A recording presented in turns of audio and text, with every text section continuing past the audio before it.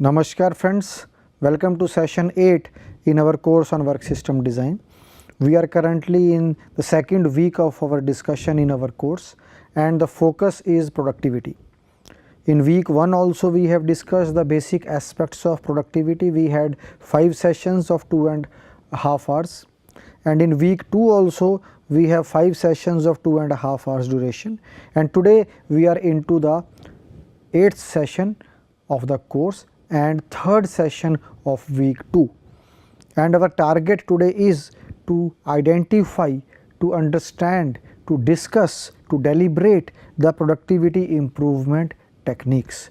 And if you see, in this particular week our focus has been on key areas which we need to focus on. In session 6th we discussed the factors affecting productivity. In session 7 we focused on causes of low productivity, and today we are trying to identify the techniques that can help us to improve the productivity. So all these 3 sessions are correlated to each other. They are not independent of each other, they are dependent on each other. That is, if we know that these are the causes, we try to look for the remedies, we try to look for the improvements, we try to look for the areas in which we can work to eliminate these causes of low productivity. If we know the factors that are going to affect our productivity, we can be proactive.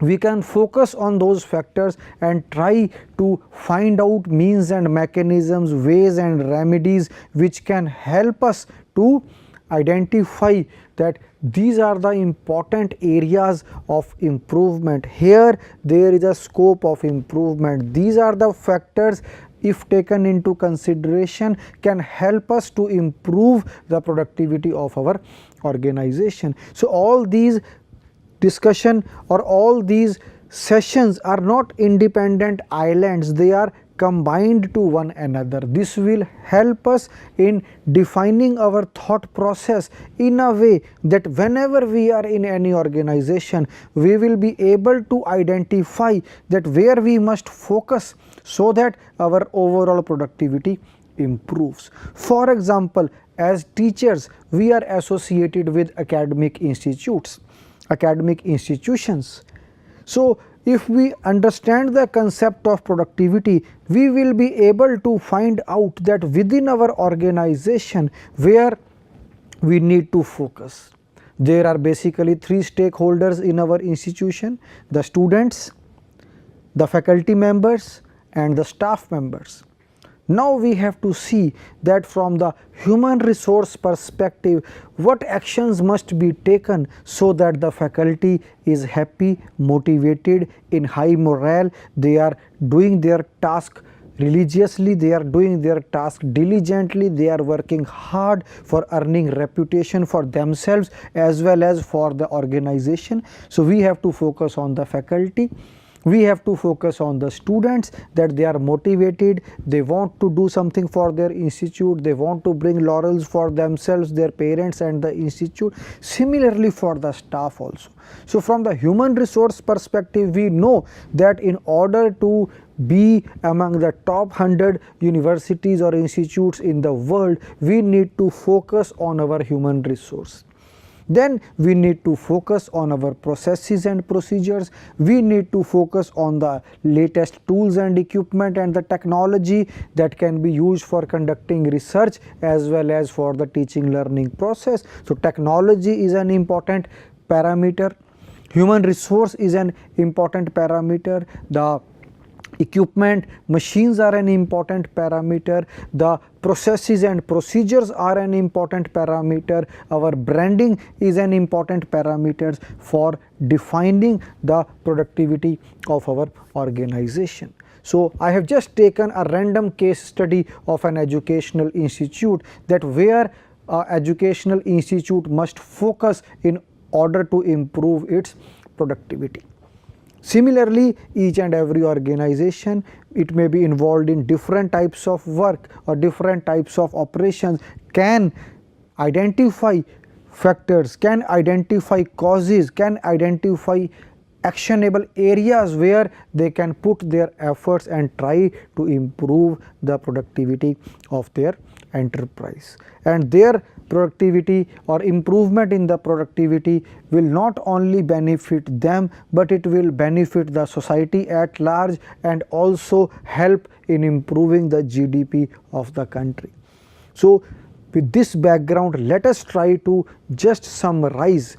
I am saying summarize because in 25 to 30 minutes of discussion we cannot have an overall, we can say, policy which can help any organization to improve its productivity, but certainly we can pinpoint the actionable areas and try to see that what has to be taken into account in a specific area which can help the organization to improve its productivity. So one by one we will try to see that actionable inputs that can be used to improve the productivity of the organization.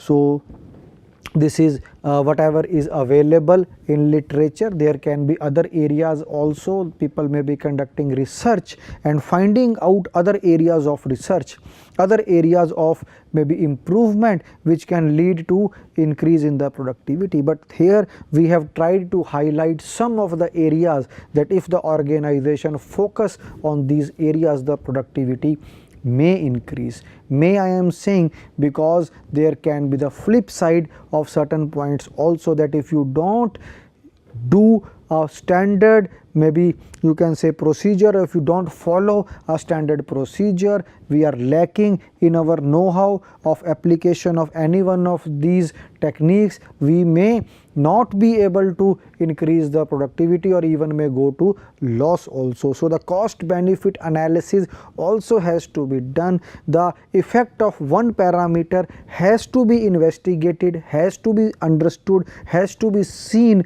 on the other factors or other parameters also.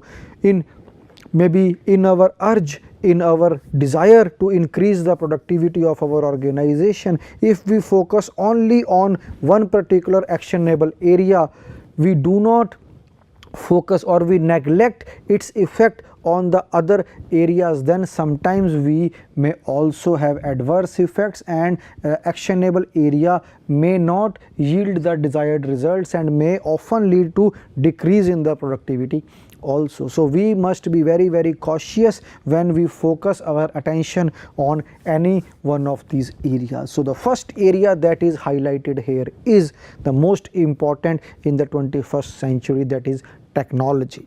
And we have seen one of the causes of low productivity is that we are still using the outdated systems. So the company must see that what type of systems they are using, what is the latest technology available in that particular activity sphere or in that particular area, and try to orient its thinking in that particular or that advanced technology only. In the other words, we can say try to mobilize the resources to procure that technology. So that is one important thing. So the first thing or first important thing is that in order to improve the productivity of any organization, technology must be the key focus area. There is a famous saying, I think I have already said it once in this course, that if you do not obsolete your product, you will be obsoleted from the market. In place of product, we can change the technology. If we do not obsolete our technology, we will be obsoleted from the market, which means that every now and then we must do a check that whether the technology that we are using is the latest or not, whether we are using a outdated technology and how it is affecting our productivity. Then we must see that if we adopt the new technology, the latest technology, the advanced technology, how it is going to affect our productivity. So the first important parameter is the technology. The second is employee. Third is material. Fourth is process. Fifth is product. Sixth is management, or the management procedures and policy. So I have just spoken on technology. We will see each one of these one by one.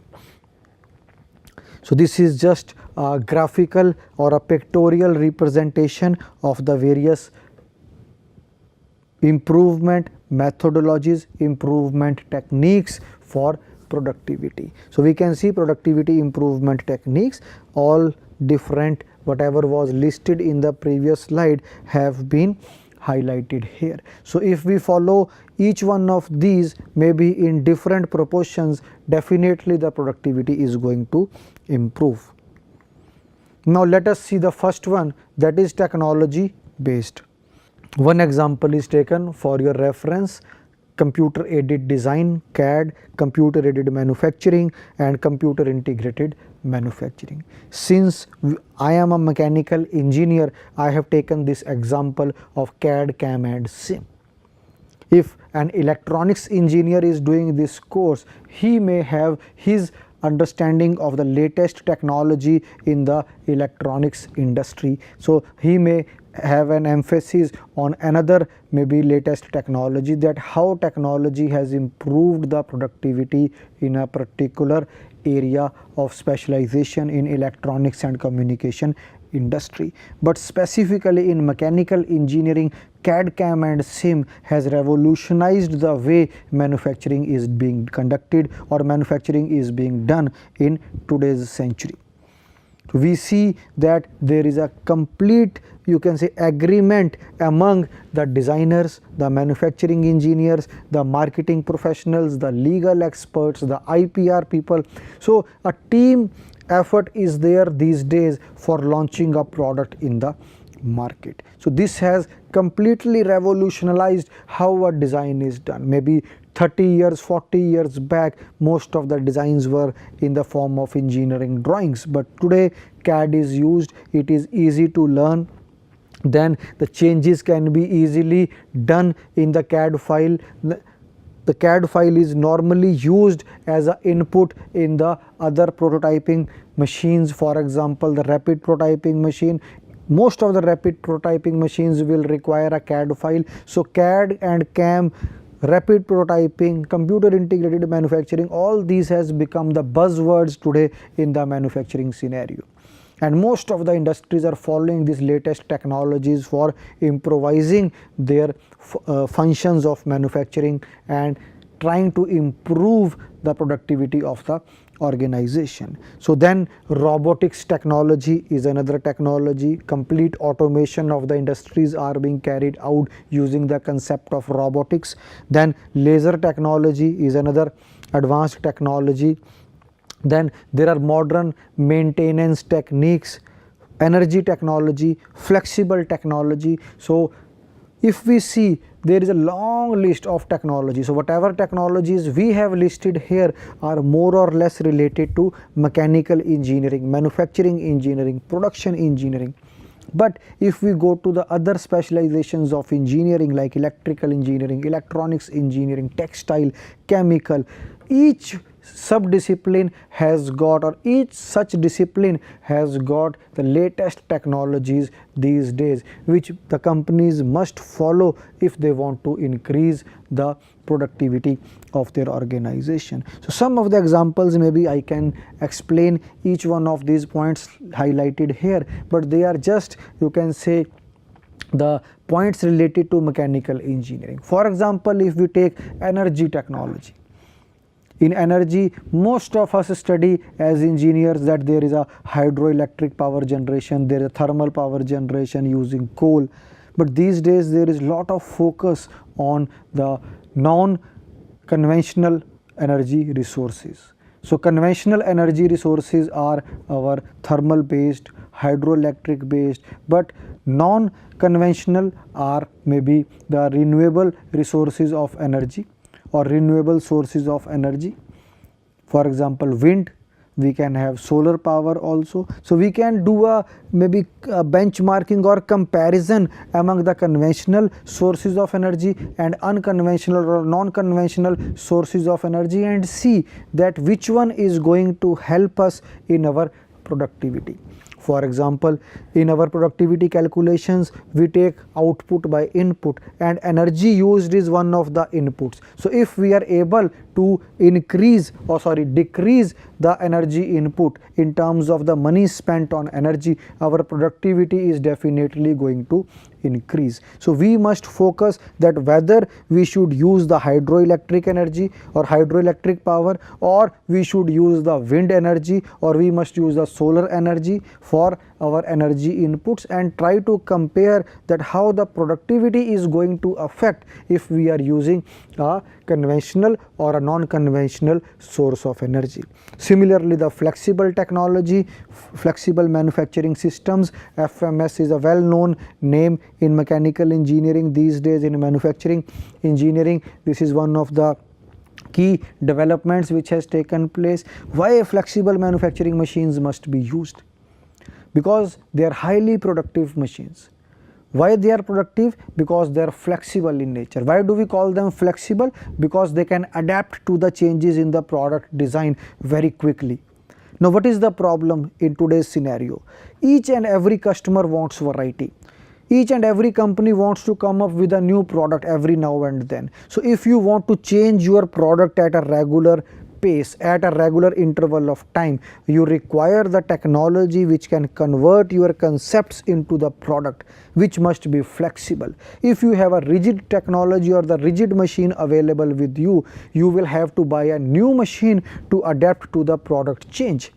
Whereas if you have a flexible machine, it can easily adapt to the change in the shape of the product, change in the profile of the product. So flexible technology has also helped companies to be more productive in their operations, and has been helpful for the companies to incorporate the design changes in the minimum possible time. So we can discuss each and every point here, but I think the major highlight is that the companies must focus on adapting the latest technology so that they are able to compete with the competitors, and they are one among the best, one among the most productive, more efficient organizations. So the first and the foremost point is technology. Second is the employee. As I have taken an example of an educational institute, so the employees, staff, faculty members are the key stakeholders. So from employees point of view, I think I need not explain again. Each one of you know that how the employee will get motivated, how the employee will help in the productive or help in the improvement in the productivity of an organization, or help in improving the productivity of an organization.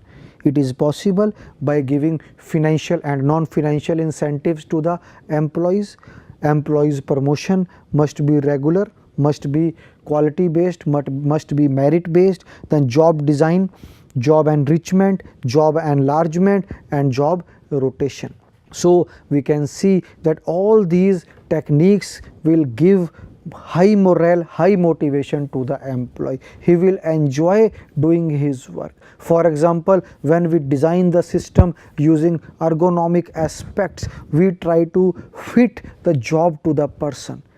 On the contrary, if we try to fit the person to the job, then maybe the person may not feel that happy. But we usually try as mechanical engineers to try to fit the job, change the way the job has to be done so that it suits the worker. So if job design is important, then job rotation, job enlargement, job enrichment. So we have to see that the employee feels motivated, satisfied, and he enjoys doing the task that is assigned to him. If he enjoys his task, he will be more productive, he will be more useful for the organization. Just maybe there are few terms which may be new to some of the learner. Job design I have already explained with the example of ergonomics. We must design the job in such a way that the worker feels comfortable, safe in doing his task or in doing the job. Job enrichment means that he is enjoying his job, he is a part of the decision making process related to his job. Then job enlargement Means at the same level, if he is operator, he is operating one machine, he can be given 3 different types of machines, but his level remains the same. At same level, now he is doing work on 3 different machines on maybe a weekly basis or on a monthly basis. Job rotation means that we are transferring the employee among different sections so that his job does not becomes monotonous. So for making an employee feel important in the organization, we can use or we can follow these particular and job satisfaction techniques for the workers, like job rotation, job enlargement, job enrichment, which will help him to improve his mental health, which will help him to improve his mental status. Maybe the main focus has to be that he must feel happy in doing the task which has been assigned to him. Then worker participation in decision making, already I have told this, that job enrichment will ensure that the worker participates in the decision making process regarding the work which has been assigned to him. Then quality circles, small group activities, SGA, can also help the worker in achieving his targets or feeling important part of an organization. So two things we have seen, technology and the employee. So if we have the latest technology, our employees are satisfied, they are happy, they enjoy doing their task, they feel an important part of the organization, they feel the organization as their family, automatically the productivity will improve. So we need to focus on technology, we need to focus on employee, then we need to focus on material that we are using. So from the material point of view, we must use the latest technologies available, the material requirement planning, materials planning and control, inventory management techniques do exist. There are standard mathematical tools which can be used for managing the materials flow within the organization, so that can be used. Purchasing is an important part. Then the purchasing of materials, as we have seen in one of the previous sessions, that our vendor management must be very good. We should have multiple suppliers, multiple vendors which can help us in the hour of need. Then the logistics of material flow is also very important. Material storage and retrieval can be automated. Material storage, maybe we can ensure that there is no wastage of material during the storage. Many times we see in most of the places the material is wasted, it is destroyed by maybe rodents or some other types of animals. So that we must ensure that the material is stored properly, there is no wastage of the material, there is no deterioration of the material, there is no sudden change in temperatures which affect the perishable goods.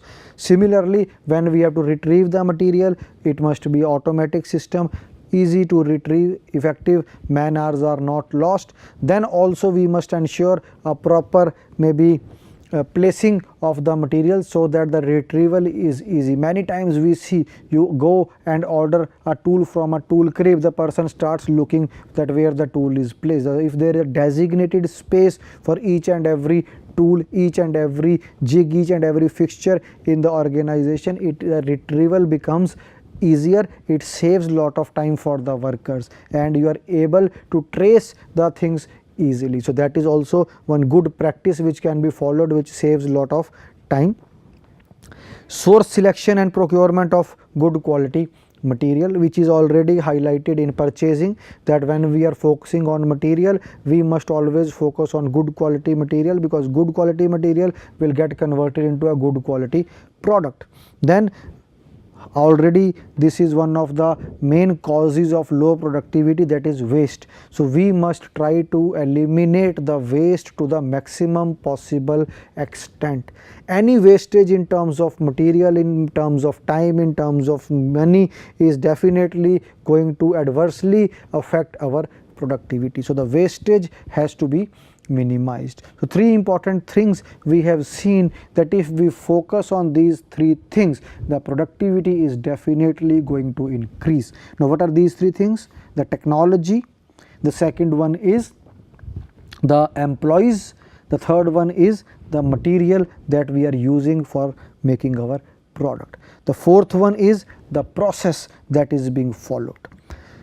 So in process we can see there will be a sequence of processes or sequence of operations which will be done on the product, and we must optimize this route that the product will follow within the organization. So methods engineering, which is one of the important modules of our course on work system design, we will see different types of process charts and how these process charts can be used for improving our process flow within the organization, or how we can identify areas where the efforts must be done in order to optimize our method of doing the job. So the methods engineering and work simplification are techniques which are based on the process.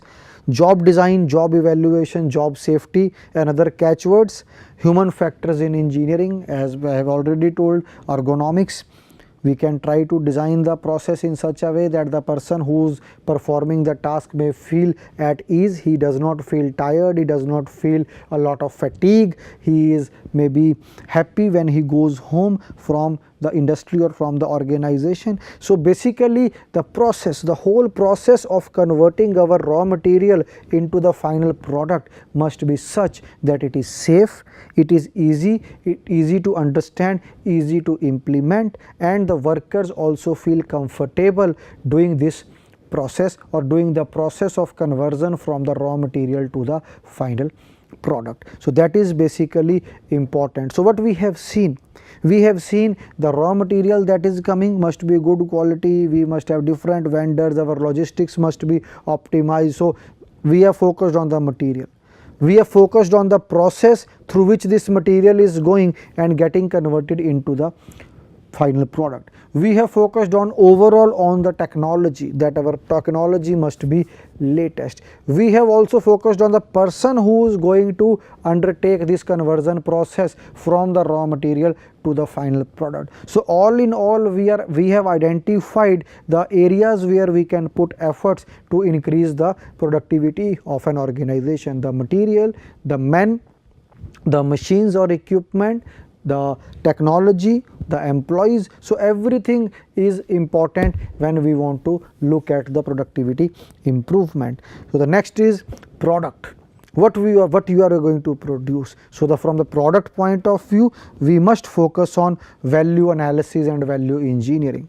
If you remember, I have already conducted one course on product design and development in which we had a lot of discussion on this topic of value engineering, and we are still planning that we can have another 10-hour course on value engineering. So we will try to emphasize the aspect of value engineering, which is very, very important in today's scenario. So from the product point of view, we must focus on the definition of value engineering. For every product, it must be able to satisfy the desired function reliably at minimum cost. So desired function is the function for which, the purpose for which we are buying the product. Now suppose, let us take an example. I am using this pen.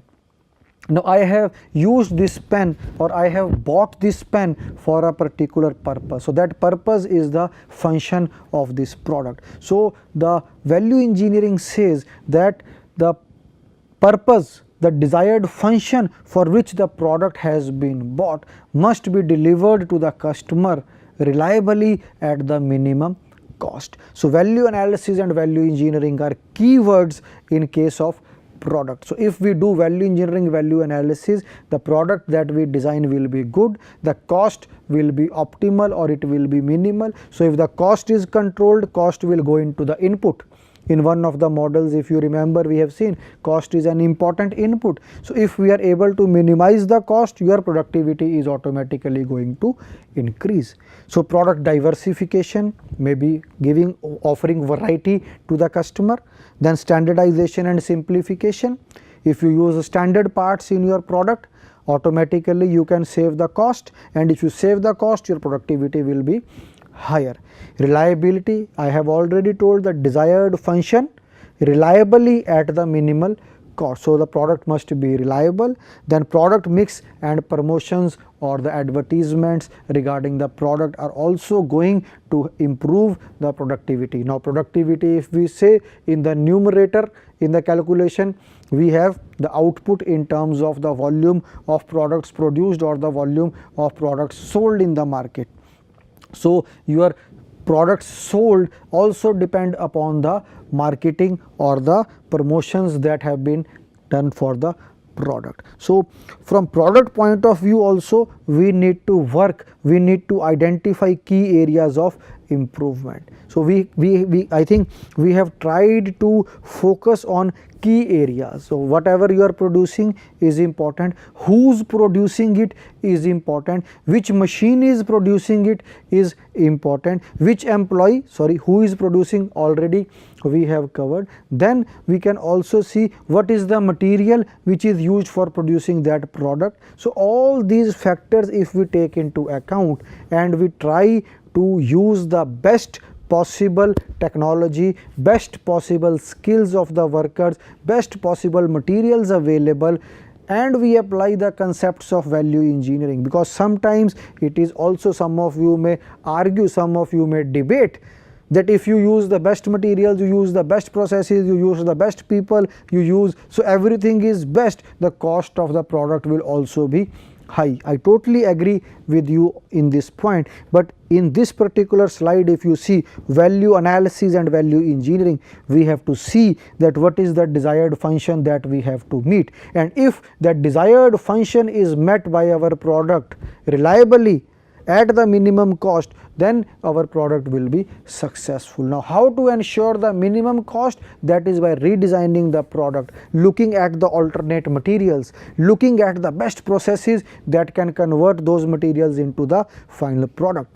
So basically the product is also a key focus area for improving the productivity of any organization. And the last one is the management. From management point of view, we can say the style of management, the communication in the, or the communication channels in the management. Many times it is just top down, from top the orders are issued, the juniors or maybe the lower staff have no say in the decision making process, so productivity may not be that higher in that case. Why?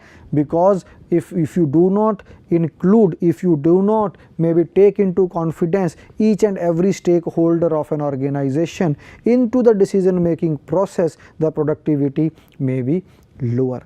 Then the work culture within the organization, the motivation level of the employees or the top management, promoting group activity may be one of the sources for including or for inclusive decision making among the organization or among the employees of the organization. So we can say that how the company is being managed is also an important point, which will dictate the productivity of the organization. So this is the last point that we needed to discuss today. And to summarize what we have covered, I think it is all connected, it is all interrelated. So starting from the product to the technology to the material to the person, each and every aspect of the manufacturing activity has to be taken into account, and we must try to optimally utilize the resources, optimally utilize the expertise, optimally utilize the time, so that we can be productive and we can use our resources for improving the productivity of our organization. In the last two sessions for this week, or maybe for the discussion on productivity, we will try to emphasize on certain numerical aspects, certain numerical problems we will try to solve, and try to understand this concept by taking into account some of the case studies where the product change has led to productivity improvement, where the process change may have led to productivity improvement, or the manpower change or the human resource change has led to the productivity improvement. We will try to see that how much we can address in the last two sessions, and then once our productivity discussion is over, we will focus on the other important aspects of work system design, such as the work study. Then we will focus on method study, time study, and finally we will focus on ergonomics. Thank you.